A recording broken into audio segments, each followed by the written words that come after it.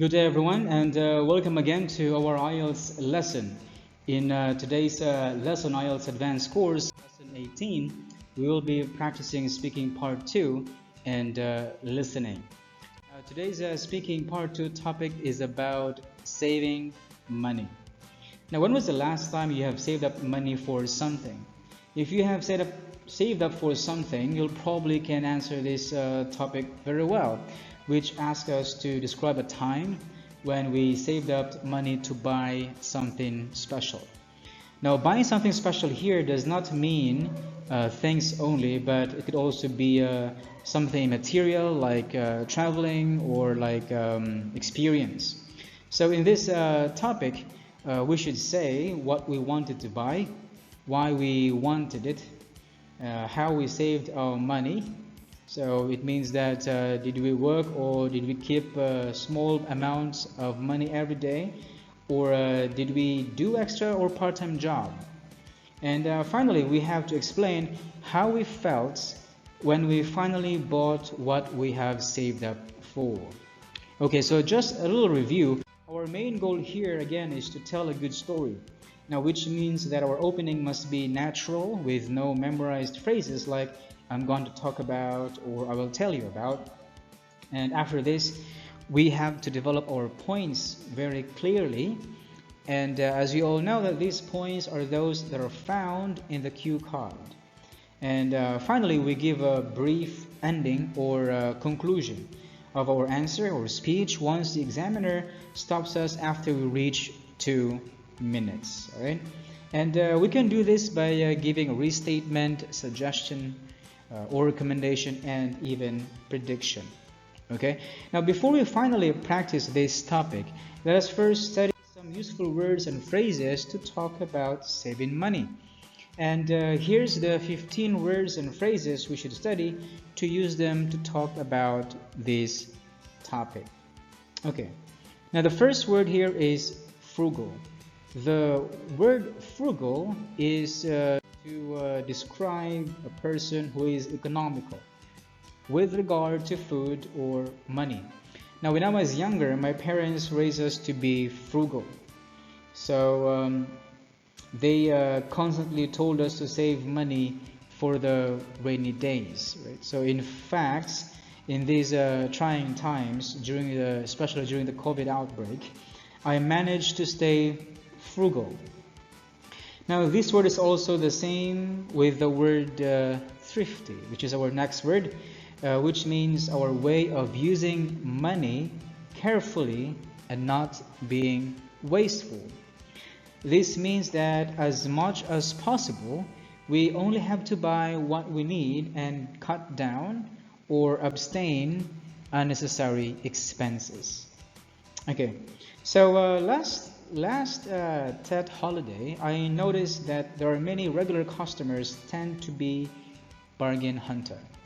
So they look for goods that are value for money because they are on sale. Now, this is true during summer sale where many local shoppers turn to be bargain hunters.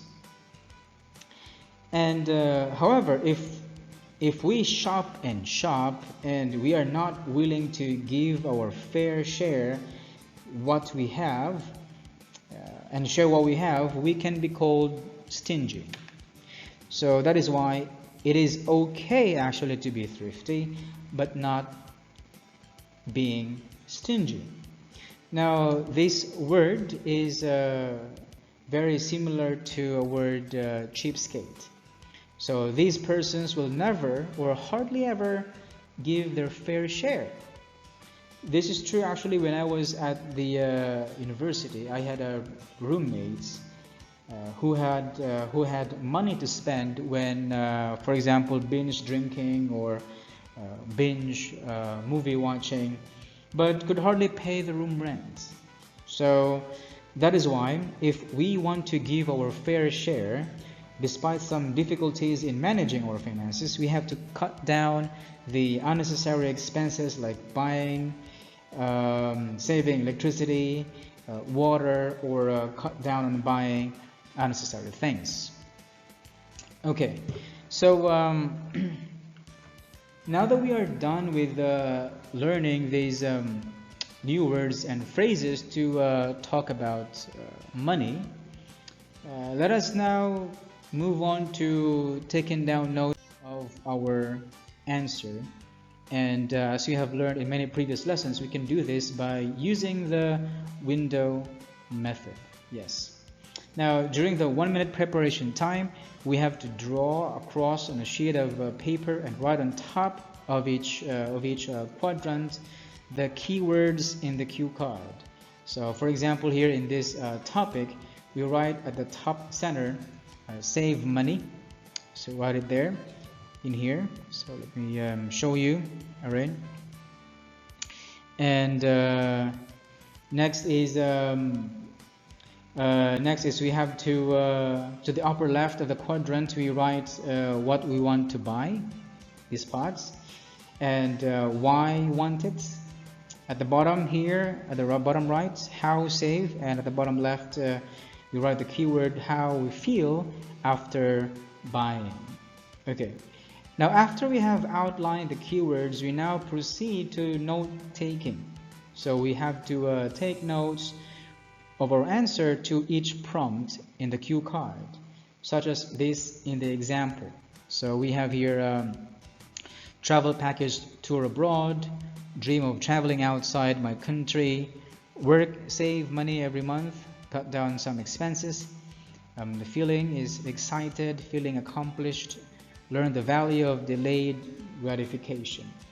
Okay, so now that we have done taking notes, we now proceed to giving our answer in 1 to 2 minutes. Okay.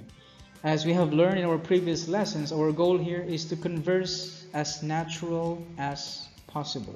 So to converse naturally, without using memorized words and phrases to start your telling of story. So, for example, here it says here the first travel experience. The first travel experience abroad I had was exhilarating and a worthwhile experience. When I was in my 20s, I never had a chance to visit another country, and so I only go to tourist places within my country's border. Out of curiosity and positive feelings of my friends who have traveled abroad, I've decided to save up for international travel package tour. At first, I was hesitant to try this experience because the cost was just a little bit exorbitant to me. But the thought of having a fresh experience weighs greater than my worry of the cost. For this reason, I compel myself to cut back my daily expenses and live frugally to achieve my first ever experience of traveling out of my country.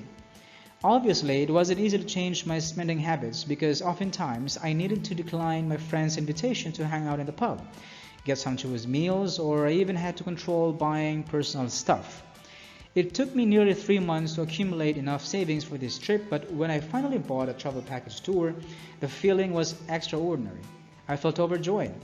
Thousands of thoughts ran into my mind about what could be the life like in a country where nearly everything is different.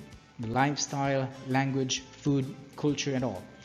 Although the experience may be short, but the experience is worth remembering. Okay. So as you can see, there is no line in the introduction or opening statement which says, I'm going to talk about, I will talk about, or I will tell you about, and so on and so forth. So again, the goal here in speaking part 2 is to converse naturally, to tell a good story, which must have a good flow of ideas, or a good flow of sequence of information. All right. Okay, so now I'd like you to do it on your own. So I'd like you to prepare an answer of the same topic. So here's our same topic about saving money, and practice your speaking part 2. So you can prepare for more than 2 minutes and focus on accuracy. And after that, I'd like you to act as examiner and examinee, work with your pair, and share your answer to your pair. After that, take turns. Okay? So if you wanted to keep updated of our new lessons to prepare for to ace your IELTS in achieving a band score of not less than 7, please click the subscribe button and hit notifications. Alright, so see you again in the next lesson. Goodbye.